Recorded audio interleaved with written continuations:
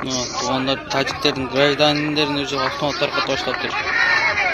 Чекасынан.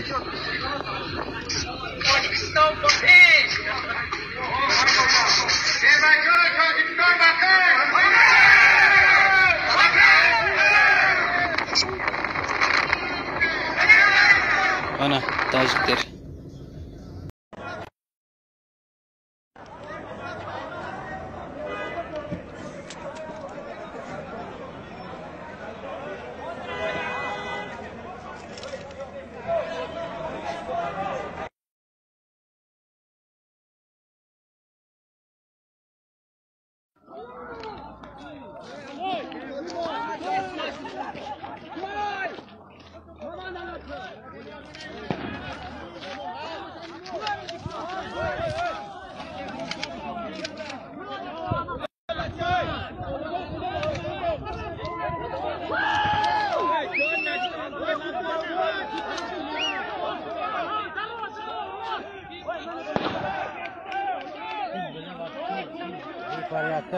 Домой душка я думаю, стратегия.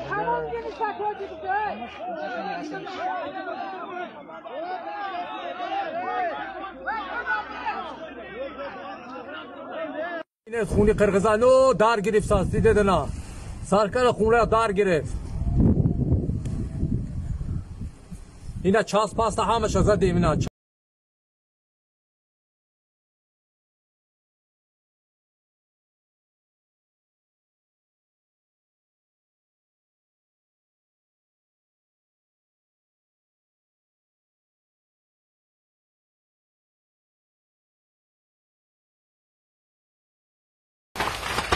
Mala jovide. Amma moydiri. Mala geroyo mala. Amma gero. Wow. Mala diskan. Unde joy jam. Mala me arusha mala. Bachoy mo omedo. Mala. Amma she salaka dar gonu. Ki boşa. Mala diyorsun. Mala bura. Tabe da khoar. میخانه‌های قرقیز ای یخسر سوزانده پرافتی میخانه‌های قرقیز ای یخسر آتشا برا نشاده اینجا نه همش در گفتوس قصر تانکوچه محله Assalamu alaikum Kırgız elim. Azırkı көйгөйдү көрүп турасыздар. Баткенде болуп жаткан окуяны. Бу жерде кыргыз жигиттер чогулган себеби биз дагы кайдыга карабай, өзүбүздүн кыргыз элибиз үчүн, жерибиз үчүн күйүп турган жигиттер чогулду. Андыктан барыңыздарды ынтымакка бирдикке чакырабыз. Тилекмат болсун, сендер бир 2-3 сөз кошуп кетсең жакшы болот эле. Ассаламу алейкум Кыргыз элим. Мына моякта чогулган ар бир жигиттин ичинде Манастын каны бар. Ар бир жигит мекенин сүйүп бүгүн чогулдук. Урматтуу биздин Баткен элинин тургундары, силер жалгыз эмессиңер. Биз силер менен барбыз. Качан болбосун биз жетип барабыз. Бирок мындай кырдаалда тартип жана ынтымак бардыгын жеңет. Бардык Кыргызстандын жаштарына кайрылып кетем. Эч кандай провокация калтырбай, бузуку чакырыктарды ээрчибей, өзүн көрсөтөм деген популисттик көз караштагы чакырыктагы саясатчылардын баарын ээрчип кетпей, ынтымактуу азыр бардыгыбыз маалыматка көз жүгүртүп туралы. Эгерде массалык түрдө мобилизация башталса, ошол жака чогулуп баарыбыз ынтымактуу барабыз. Мына ушул жактагы жигиттердин ар бири мекенин сүйөт, ар бири Манастын тукуму, ар биринин ичинде Манастын жүрөгү, каны кайнап турат. Биз силер мененбиз, эч кандай артка чегинбейбиз. Коркпогула, биз силерге демиңерге дем, күчүңөргө күч кошобуз. Batken! Bizlerle! Batken! Bizlerle!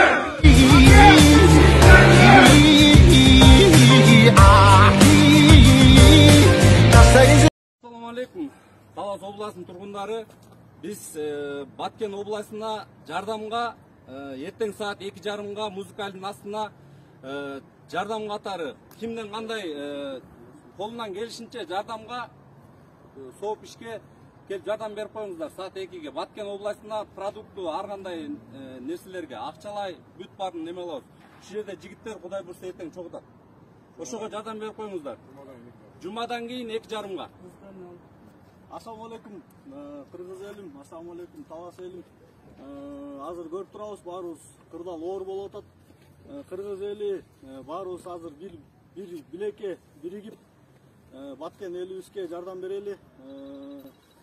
Колдон келишинче жардам берели тууган. Эртең жумадан кийин Талас эли, Талас шаарынын эли, Талас областынын эли ушул жерге келип бериңиздер. колуңуздардан келген жардамыңыздарды бериңиздер, Кудай буйрса. Assalomu alaykum, Таластык бир туугандар. Өлкөбүздө мындай азыр туруксуздук болуп атат. Биз Таластык бир туугандар ар кандай бир чагымсыздыкка чакырбайбыз. Биз болгону бирден жүрөктөн чыккан бир максаты ушу Таластын эли бир кандайдыр бир деңгээлде бир ка ун болобу, бир пачка чай болобу, ким бирде мажбурлоо жок. Ар ким өзүнүн чөнтөгүнөн чыккан бир жакшы каражатын алып келип берсе, ошону түздөн түз аманатка кыянат кылбай, ушу Баткен элине сооп иш катары ушундай бир орозо учурунда бир жакшы туруктуу нукка түшүш үчүн бир жардам катары бир тамак аш өнтөйүн деген максатыбыз бар. Кудайым буйрса мээримдүү адамдар, боорукер адамдар баарыңыздар эртең саат 2:30 жумадан кийин Талас шаарында жайгашкан музыкалдын астынан күтөбүз. Кайра баштайбыз. Assalomu alaykum, Кыргыз элим. Биз Тогуз-Торон жаштары, Тогуз-Торон элинин тургундары Баткенде болуп жаткан коголанга кайдыгер карабастан эл чогулуп, эмне муктаждыктар болсо, эмне колдоо керек болсо ошого жардам берели деп чогулдук. Биз Тогуз-Торонун эли кайдыгер карабайбыз. Эгер бизден жардам керек болсо даярбыз. Даярбызбы туугандар? Тогуз-Торон эли Баткен эли менен биргебиз. Биринчиден бардыңарга мен чоң ыраазычылык билдирем. Мындай чекеде карап турбай, өзүбүздүн патриоттук сезим менен, батылдык сезим менен, жигиттүүлүк сезим менен топтолуп, чекеде карап турбай, үйдө отура албай, мынтип орозонун күнү болбосо дагы келип, ушул жерге топтолуп, ушу Баткендик туугандарга эмне жардам кылсак экен деп, бизге дагы кат менен кайрылышыптыр балдар. Мен өзүм Бишкекте элем, кеч учуп келдим. Келип эле биз дагы мен өзүм дагы тапшырма бердик. Мына азыр чогулушту өткөзүп, шаардык мэрия бир күндүк зарплата резерв фондунан бир 400-500 миң сом акча карап башталышы бул эми. Анан эл дагы мына азыр бардык ишкерлерге кайрылып атабыз. Колунан келген биринчи продуктылар бар турабы. Азыр эми бардык үйүнөн качып бир жерлерде отурушат, бала чакасы менен эми талаада отурушат дегенде, ошолорго биринчи эмне керек болсо, ошол биринчи эми Ош шаары бизде мүмкүнчүлүк бар да. Чем район айылдарга караганда мүмкүнчүлүк бизде бар шаарда. Кудайга шүкүр ишкерлерибиз бар. Шаардык мэрияда кичине болсо да бюджетибиз бар дегенде ошол биринчи очередь эртең түшкө чейин Кудай буйрса, мына бүгүн түнү менен эме кылып, даярдап эртең биринчи жардамдарыбызды жөнөтөйлү. Анан ал жакта ситуация боюнча мен азыр эми укук коргоо органдары менен сүйлөштүм. Силерге маалымат катары. Кудай сактасын деп турайлы, Кудайдан тилеп жакшылык дейм. Эч качан ушу мындай нерселер талаш тартыш ушу сүйлөшүү жолу менен бүткөн жакшы болот да. Анан азыр биринчи вице-премьер-министр Новиков комиссиянын төрагасы болуп кирип, азыр мен бир 10 мүнөт мурун байланыштым. Азыр убактылуу баягы сүйлөшүү жолу менен кичине токтоп турду деп атат. Эми жетекчилер, мамлекет башчылар да Кудай буйрса, алар тышкы иштер баягы министрлиги өздөрүнүн деңгээлинде сүйлөшүүлөр жүрүп атат да, силерге маалымат катары. Ошон үчүн эми мен силерден суранам, шаардыктар бир тартипти эме кылып, ар жерде алдында уюштуруп атыптыр. Рахмат.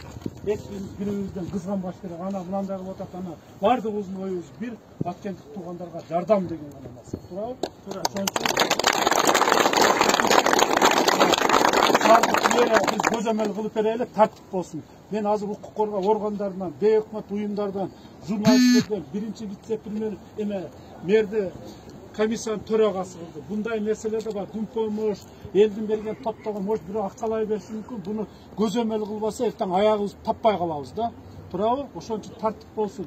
Эгер өзүбүз калап, биз өзүбүз жеткизебиз дегендерге биз жол тоспойбуз.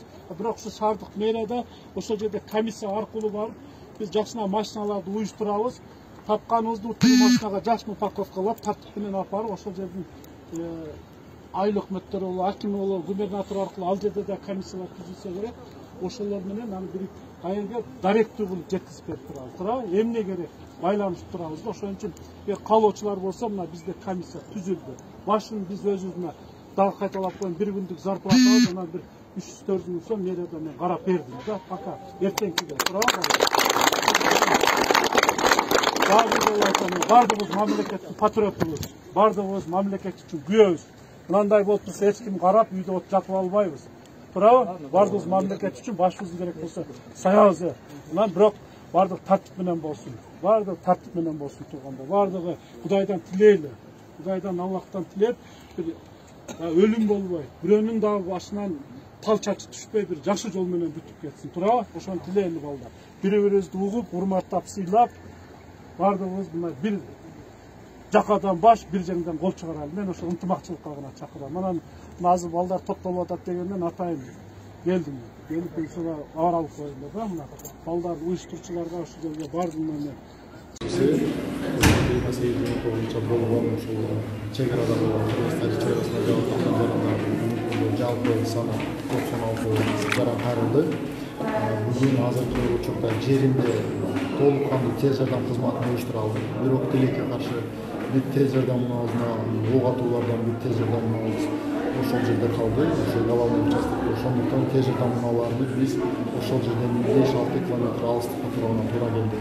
Бүгүнкү күндө биз азыр областык ооруканада Бишкек шаарына келген дарыгерлер, Кызылкия, Кадамжай, Ош шаарына келген дарыгерлер биргеликте толук кандуу биринчи медициналык жардам көрсөтүлүп бул жерде бейтаптардын аман калуусуна шарт түзүп ошол ошондой эле азыр өзүңүздөр билгендей ушул самолетко 38 жаранды биз Бишкек шаарына которуп турдук. Ушул дарыгерлер консилиум негизинде ушундай бир чечимге келдик. Бүгүнкү күндө абал областык ооруканага баардык келген бейтаптарды толук кандуу биздин көзөмөлдө турат. Мындан ары дагы ушундай биз медициналык жардам көрсөтүү үчүн толкун иштеп атабыз. Жарат алгандар канча? Жарат алгандар азыркы убакта абалдары оор бар жарат алгандар анча жеңилдеги бар. Ошондон биз 38 жаранды ушу дарыгерлер көзөмөлдө алып кетүүнү туура көрдүк. Кетип атабы? Калгандары бул өзүнүн анан азыр бул оорукананы мындай разгрузка бошотуу максатында Кадамжай аймактык ооруканасына жана Кызылкия аймактык ооруканаларына ушул азыркы бейтаптарды которууга аракет кылабыз. Жеңилирээк оорулар бейтаптарды бул ушул койкалардын ордун бошотуу максатында. Ооруканада дары-дармектин тийиштүү медициналык жабдуулар жана Ан муктаждык жокпу? Муктаждыктар бар, керектүү муктаждыктарды биз өзүбүздүн деңгээлибизде ишин атабыз.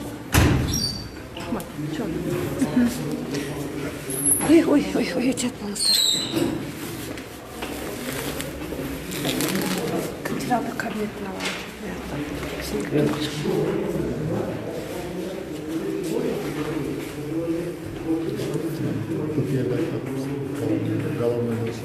Эми жаратылгандарды кандай жол менен алып чыгып атасыңар головныйдан?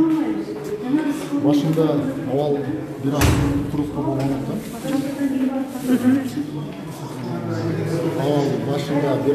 болгондуктан биз тез жардам унааларын ташып атканбыз.